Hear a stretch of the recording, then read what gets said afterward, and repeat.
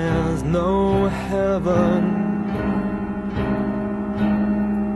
It's easy if you try. No hell below us, above us only sky. Imagine all the people living for today. Imagine there's no country. It isn't hard to be.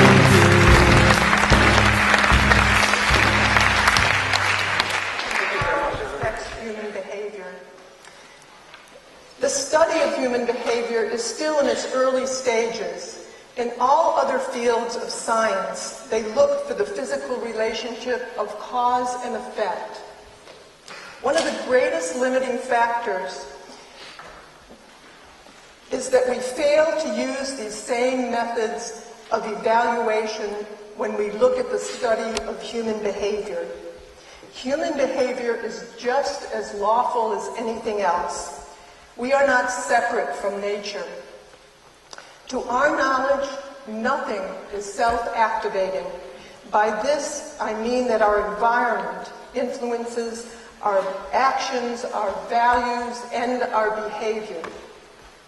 When I refer to environment, I'm referring to all the interacting variables that a person is subjected to. This does not mean just their home life, but it means the food they eat, the books that they read, the movies and TV that they watch, their teachers, their role models, their religion, their friends, and the subculture that they grow up in. So most people don't understand just how much their values are influenced by their culture. Even notions of good and evil and concepts of morality are arrived at through your society. This method of control does not use force, and it's been so successful that people no longer recognize the manipulation. All social systems perpetuate themselves. The values superimposed on people are there to support the system that they're in. If they didn't do this, they couldn't get people to fight their wars or defend their values. Patriotism is used in this way as well. The dominant values of any social system does not come from its people, but rather it represents the power elite. By this I mean the church, the military, the banks, and the corporations. To a large extent, they determine the public agenda for their own self-interest. They perpetuate the illusion that society is determined from the ground up with such notions as democracy and freedom. Most media are used to serve the interests of the power elite.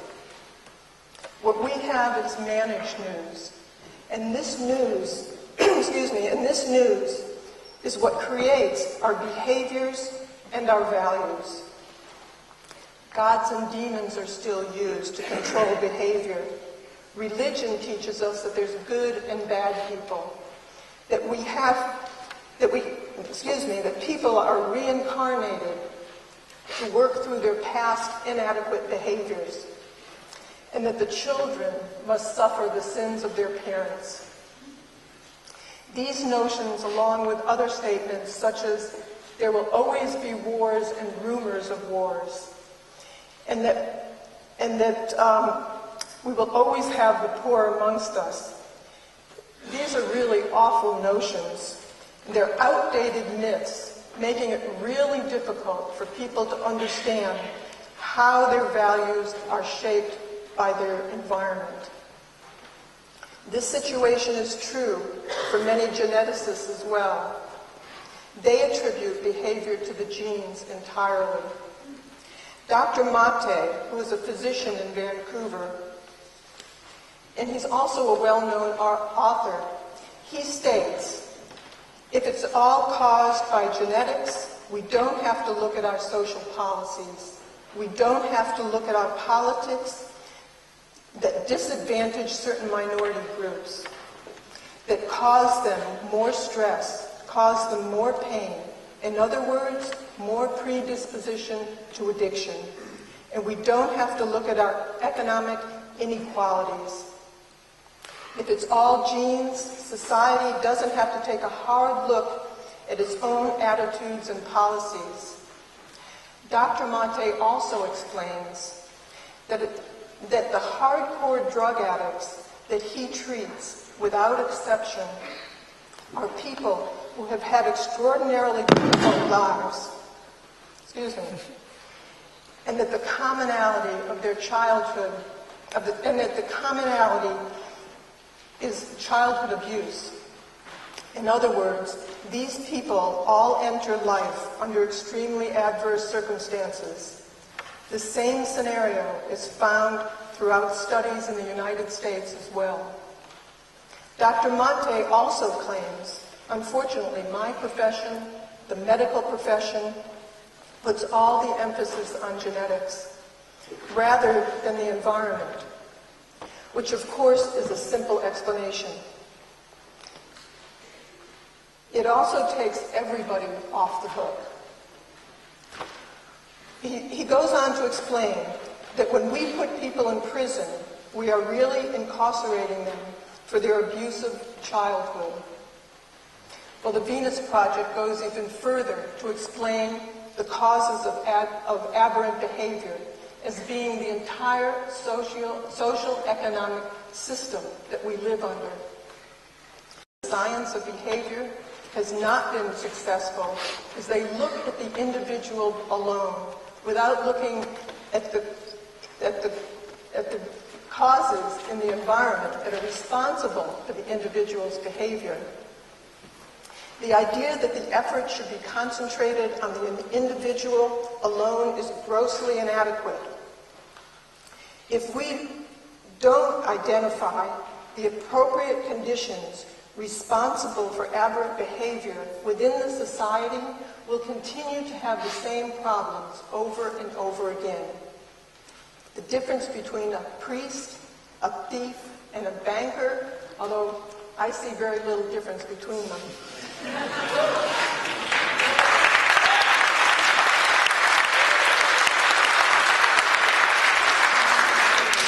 The difference isn't found in their genes, but in the environment that they're raised under.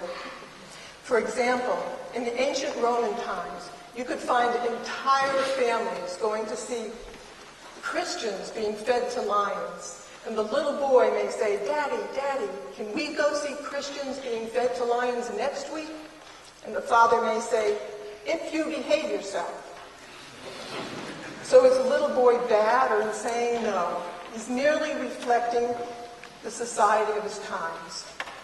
This is also true with the military man of today, who is indoctrinated to kill or drop bombs on entire villages.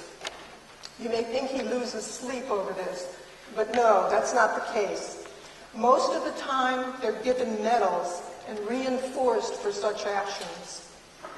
The pilot reflects the values of his culture, just as the Roman family did.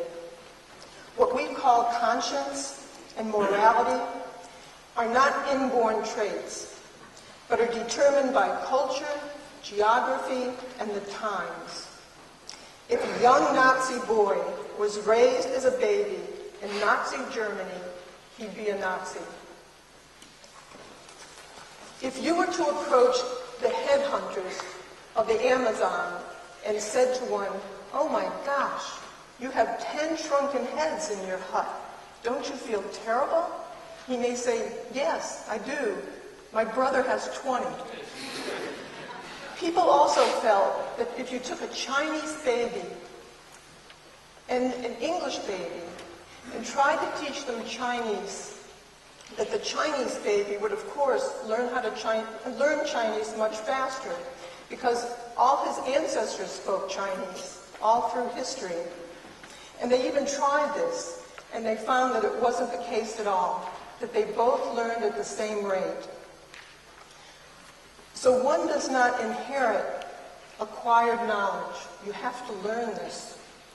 One is not born with bigotry and prejudice and patriotism or anger and self-centeredness. These are nurtured through the environment. If one is born with a larger brain, with more neurotransmitters, you can learn how to be stupid faster.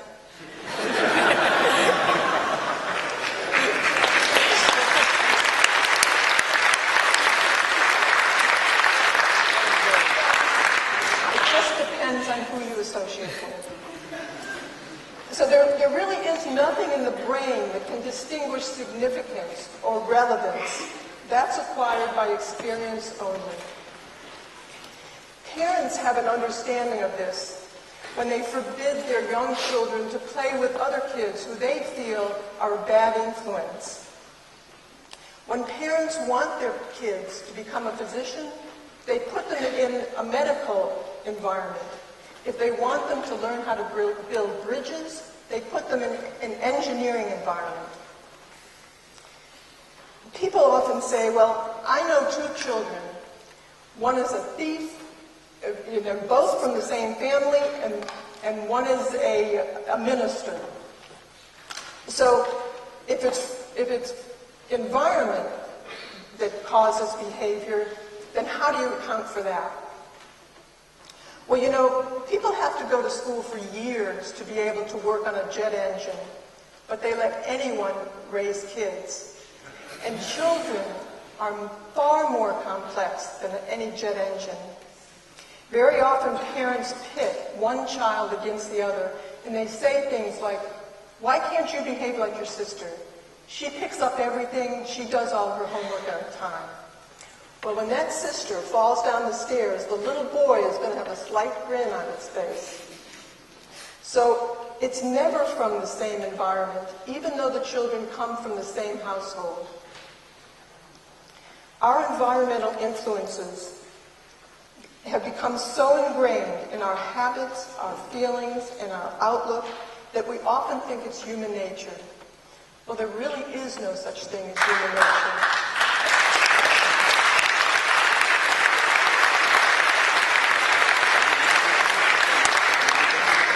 What there is human behavior, and that's always been changed. Otherwise, we'd still be living in caves. So people often think that jealousy is part of human nature. And someone once tried to back this up by saying, well, every time I pick up my cat, my dog growls. This is really easy to overcome. If you give your dog a treat, every time before you pick up your cat, then your dog wags its tail. Every time you go for your cat, your dog will wag its tail. So if this was really innate behavior, then your dog would never wag its tail under these circumstances. Dogs can be trained to rescue people, to be ferocious, or they can be trained to lead the blind across the street.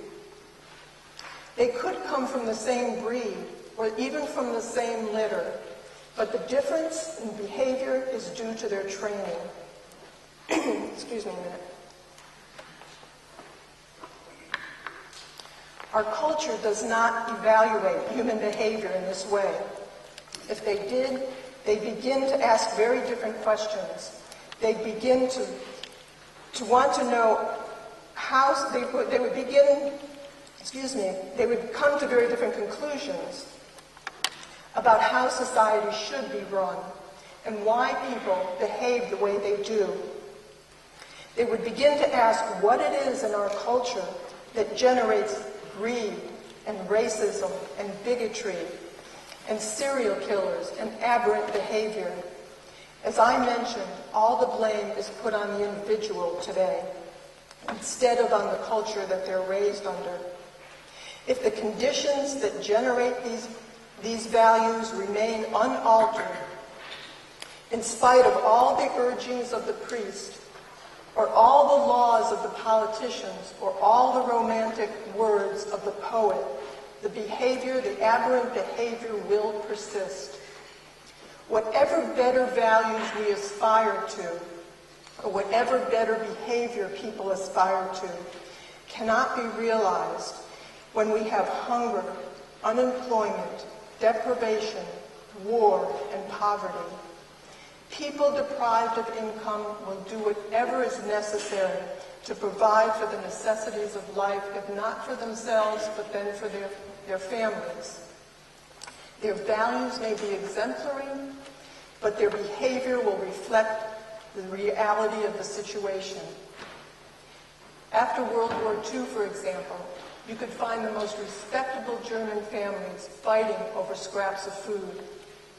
Eventually, we will understand that most forms of so-called criminal behavior which fill our jails are generated by the scramble for money and property in an age of often contrived scarcity of the monetary system and the values that it generates.